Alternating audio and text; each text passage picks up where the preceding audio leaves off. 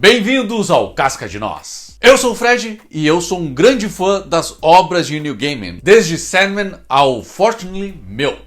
E quando foi anunciada a adaptação para o Netflix, eu fiquei preocupado, porque Sandman tinha aquela aura de ser algo inadaptável, algo que seria impossível de traduzir para a televisão, ou pelo menos muito difícil, né? Tinha aquele rumor de que era impossível. Porém, a participação do Neil Gaiman na produção muda tudo. E eu espero que isso sirva de dica para os produtores, não apenas do Netflix, mas de Hollywood e outros estúdios de cinema, assim como streaming, que a participação do autor faz uma grande diferença no produto final. Sandman, para quem não sabe, é uma graphic novel do final dos anos 80 que lidava com temas sensíveis da época, como sexualidade, política, religião e moralidade.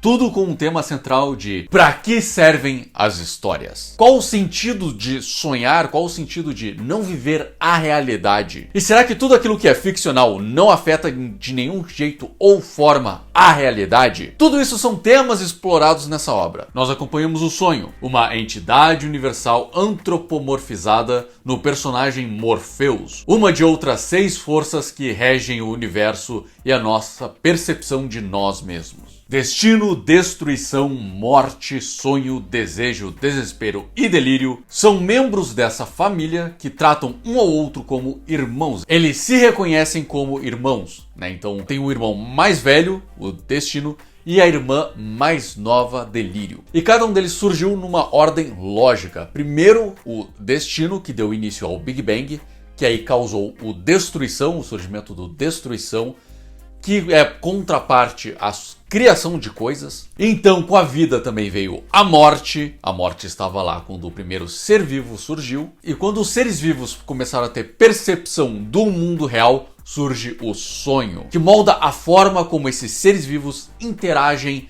com a realidade, com o físico. Logo depois do sonho foram os gêmeos Desejo e Desespero.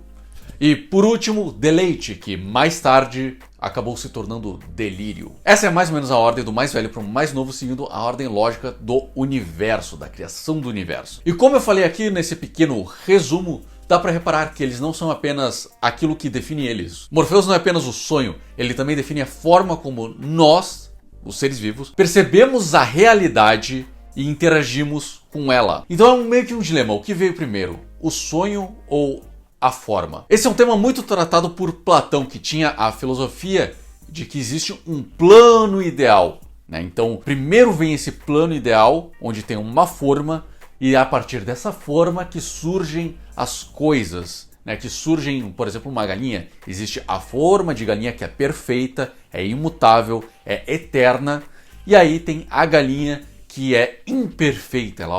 Ela primeiro nasce como um pintinho, vai crescendo para uma galinha e depois morre. O sonho, sendo um eterno, é um cara que não gosta de mudanças. Justamente por ser o sonho, ele odeia mudanças. Ele prefere que as coisas permaneçam como são. Justamente porque ele vive nesse plano perfeito. Ele é o que pode se dizer de perfeccionista. Então, tudo aquilo que não for como ele quer é um erro. E é aí que surge também a dinâmica de personagem entre ele, os irmãos e os outros personagens da série como mortais. E por ser um personagem, não apenas uma força da natureza, ele tem seus sonhos, seus desejos, suas vontades, além de seus deveres como o rei dos sonhos. E é isso que vai gerar o conflito central de Sandman. Tanto o quadrinho quanto a série são bem parecidos, a série é bem fiel ao quadrinho e eles começam do mesmo jeito, com pequenas alterações. Em 1916, Roderick Burgess tenta capturar a morte, mas acaba capturando por engano o sonho. No quadrinho isso ocorre como uma coincidência, pois o sonho já estava enfraquecido. Na série eles uniram essa história com a do pesadelo coríntio, que comete assassinatos no mundo real. Então no quadrinho nós não vemos o sonho, ele já abre com Burgess ali e não tem aquela cena do sonho do Morpheus tentando achar o Coríntio. O Coríntio estava já no mundo dos sonhos. O Coríntio só escapou porque Morpheus não estava mais no mundo dos sonhos, né? Então tem essa pequena mudança, essa pequena alteração que eu gostei. Eu acho que deixa a história fazer muito mais sentido, porque tira essa parte da... Ainda mantém a coincidência deles estarem juntos, né? De o ritual acontecer junto com o sonho estar fora perseguindo o Coríntio, porém tem um efeito muito mais de causa e consequência, né? Porque Morpheus estava fora do seu reino perseguindo o Coríntio, eles não conseguiram pegar a morte. E pegaram assim, por engano, sonho. Além disso, no quadrinho, o Burgess ele não tem uma motivação muito clara. Ele só queria poder, ele só queria ter a habilidade de não morrer, ele queria ser melhor que todos os outros, ele queria ser o grande mago da humanidade. O que a série fez foi humanizar esse personagem. Ele quer a morte para ressuscitar o filho, além, é claro, de poder. Porque ele é um cara extremamente egocêntrico e dá pra ver que ele não se importa com ninguém além dele e o filho primogênito. Inclusive eu tenho minha própria interpretação quanto a isso, que na realidade ele não quer ressuscitar o filho porque ele ama o filho, mas ele quer ter poder sobre a morte, ele quer ter controle. Então pra esse cara é tudo sobre controle. E aí essas pequenas mudanças fazem sentido pra série, porque o que a série quer fazer, o que uma série na real precisa fazer é conectar os pontos narrativos, né? Eles querem que cada episódio termine num gancho que ligue para o próximo episódio. Porém, Sandman é feito de contos, de vários contos, que à primeira vista não tem conexão, né? Tudo acaba se conectando no final, mas na primeira vista não tem tanta conexão assim. São histórias muito mais soltas e fechadas em si. Já a série, ela cria elementos, ela acaba criando ligações entre essas histórias para ter uma sensação muito mais de causa e consequência e fazer aquele gancho pro próximo capítulo. E aí vem as forças e fraquezas da série. Porque qual o problema de traduzir Sandman pras telas, né? O que eu vi muita gente reclamando na internet, e com certa razão, mas nem tanto assim, são episódios inúteis, né? Como eu disse, ele tem histórias meio soltas, porque mesmo os contos não tendo uma ligação muito grande entre um acontecimento e outro, esses mesmos contos são os melhores episódios da série. Como, por exemplo, O Homem Imortal, né? Que em 1389, o sonho fez uma aposta com o homem de que eles iriam se reencontrar ali a cada 100 anos. Se você viu a série, você sabe do que eu estou falando. Esse é o meu conto favorito, tanto nos quadrinhos quanto na série. Eu adoro esse conto porque ele subverte um clichê muito comum, que é o cara que deseja ser imortal deseja pela morte logo depois, porque ele descobre que a imortalidade é um inferno. Esse é um tema muito utilizado, com uma lição de moral muito clara para o leitor, né? Então, viva a vida que você tem, curta os pequenos momentos da vida. Porém, se você viu a minha última recomendação da semana de Akane Banashi, você irá lembrar da mentira em que o personagem acredita. Para ter um arco de personagem, todo personagem precisa acreditar numa mentira. Nesse caso, o imortal acreditaria que nada é mais importante do que continuar vivendo, quando isso na realidade é uma mentira. O mais importante é aproveitar a vida que tem. Essa seria a lição de moral geral. Porém, o legal do Hobby é que ele já sabe disso. Ele não tem essa mentira. Ele aproveita cada segundo de vida. E quem precisa aprender a lição é o Morpheus, o nosso protagonista. Porque Morpheus acredita ser um ser acima da humanidade. Ele vê esse cara e olha com desdém. Né? Então ele faz essa aposta para provar para si mesmo que ele está certo e para provar para ele que ele está errado. E mais importante, para provar para irmã Morte, porque a Morte desafia ele. Ela ousa desafiar o sonho, dizendo que talvez, não sei, eu acho que ele consegue.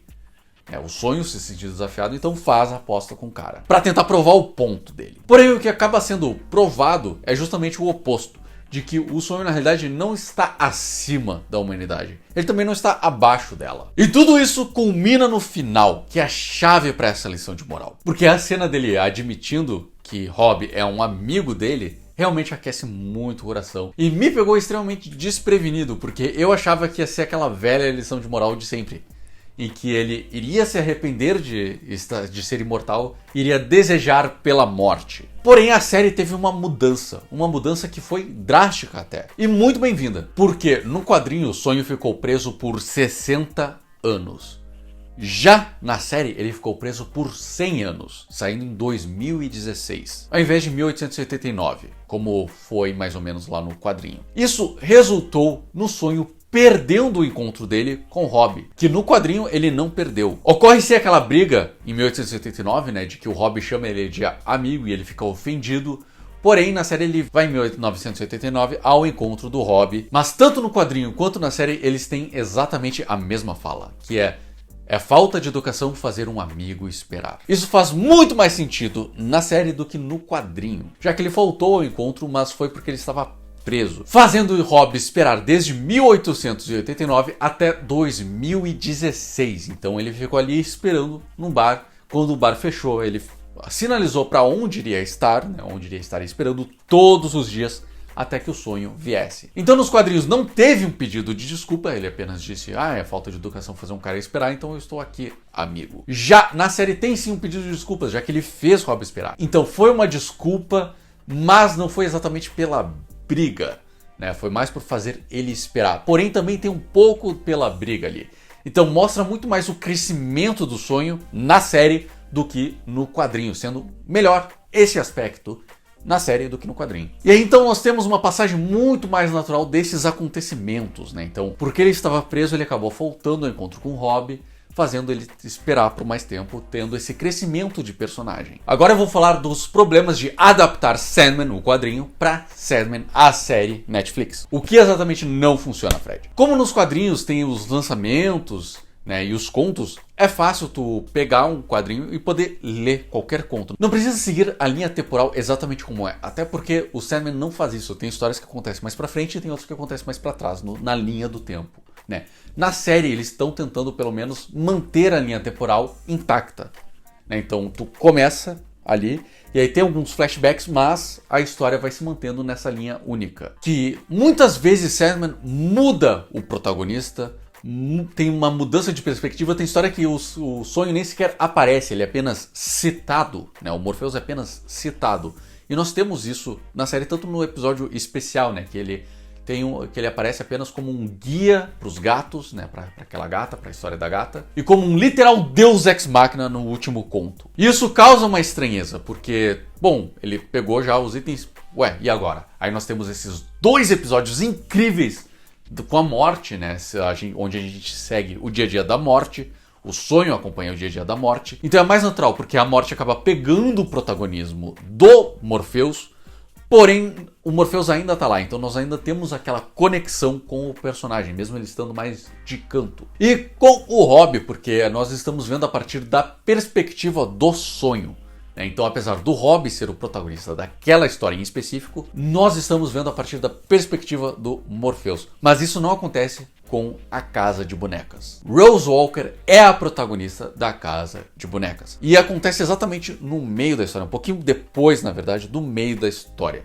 Então tem essa mudança muito drástica de protagonistas, onde nós estamos acompanhando o sonho. E aí nós temos aqueles 2 episódios que mudam o protagonista, mas ainda tem o sonho nas histórias como um personagem ativo. E aí tem a Casa de Bonecas no final, que o sonho está lá, mas ele é um personagem conhecido como Camaleão. É um arquétipo chamado de Camaleão. Nós não sabemos se ele está ajudando Rose Walker ou atrapalhando Rose Walker. Ou melhor, a personagem não sabe se ele é um aliado ou um inimigo. E sim, a qualidade acaba caindo nesse último arco. Não é como se eles tivessem preguiça, porque dá pra ver que eles tentaram fazer o sonho ser um personagem extremamente ativo nesses últimos arcos, tendo inclusive um confronto final entre ele e o Coríntio, mas sinceramente ele não funcionou tão bem. Talvez teria sido melhor fazer pequenos contos, né, sobre o sonho nessa última parte, e aí começar a segunda temporada com a Casa de Bonecas.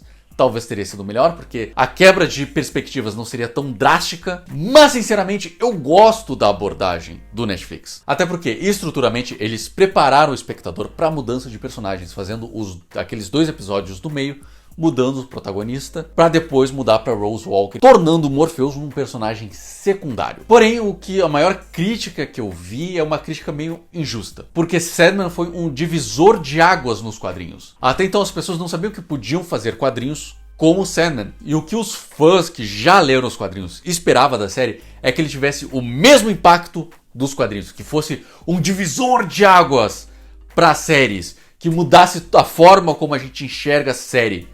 e como se produz séries. Só que assim, é muito cedo para dizer se ele vai mudar alguma coisa ou não. E eu acho extremamente difícil ele ter exatamente o mesmo impacto que o quadrinho teve. É uma comparação muito injusta, inclusive. Ao meu ver, a série é um sucesso, ela é extremamente boa, ela funciona dentro de si mesma, tu não precisa ler os quadrinhos pra gostar da série, e pode até ser que você ache estranho o pace da série, pode parecer muito acelerado de vez em quando, muito lento outras vezes, o que é um problema, principalmente no Rose Walker, tem um problema de pacing, porque o início é bem rápido, enquanto A Casa de Bonecas é bem mais lento, vai bem mais devagar. Porém, mesmo assim, eu me diverti bastante. Pessoalmente, eu me diverti bastante. E analisando estruturalmente, a série funciona. A computação gráfica tá bom, todos os papéis estão muito bons. A escolha do elenco foi sensacional. Inclusive, Morte, minha personagem favorita, era uma personagem que eu estava extremamente preocupado de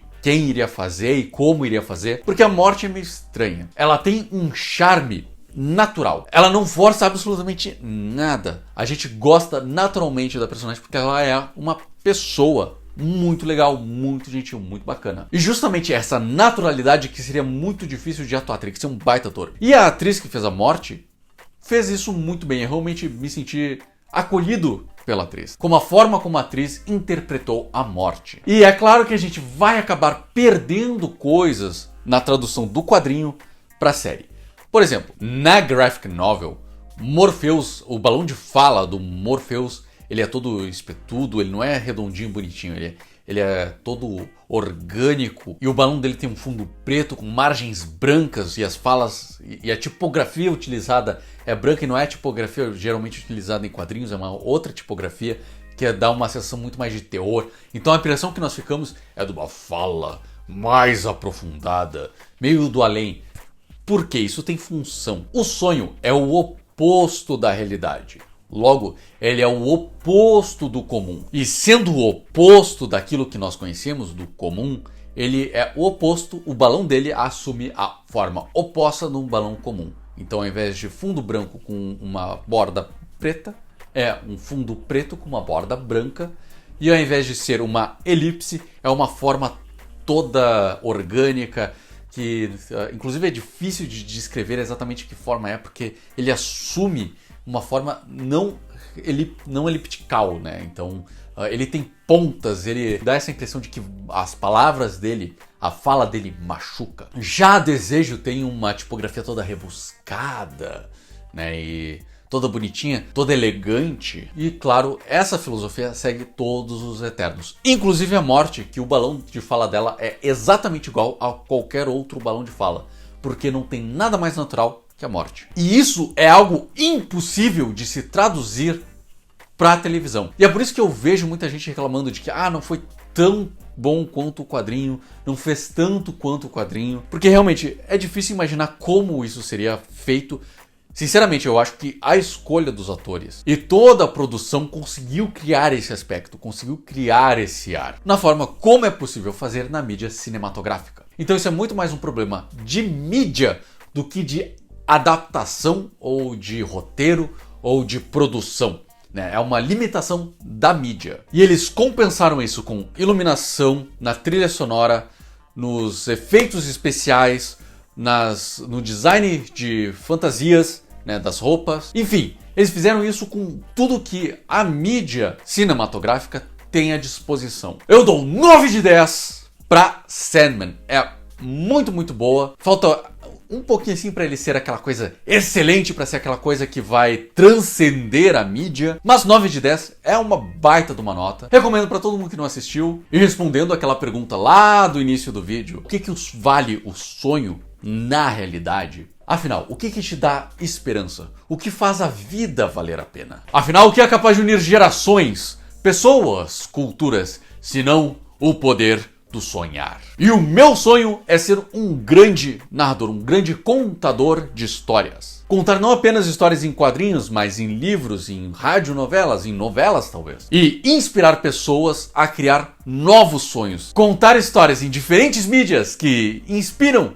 ensinam e emocionam. Esse é o meu sonho. E aí, qual é o seu? Deixa aí nos comentários e aproveitando que já está lá, Me diga, você gostou da série? Não gostou? Por quê? E para ajudar a tornar o meu sonho em realidade, por que não clica no link de uma das minhas histórias? Temos A Caraço disponível no Webtoon em inglês, de graça, e Honra disponível na Amazon por R$10. Todos os links na descrição do vídeo. E caso queira ajudar este pequeno canal a crescer, deixa o like e compartilhe este vídeo com os amigos. Ajuda muito o canal a crescer. Realmente me ajuda muito de coração e eu tenho um carinho muito grande por todo mundo que comenta aqui. Muito obrigado a todos que viram o vídeo até aqui. E lembrem-se, as árvores somos nós.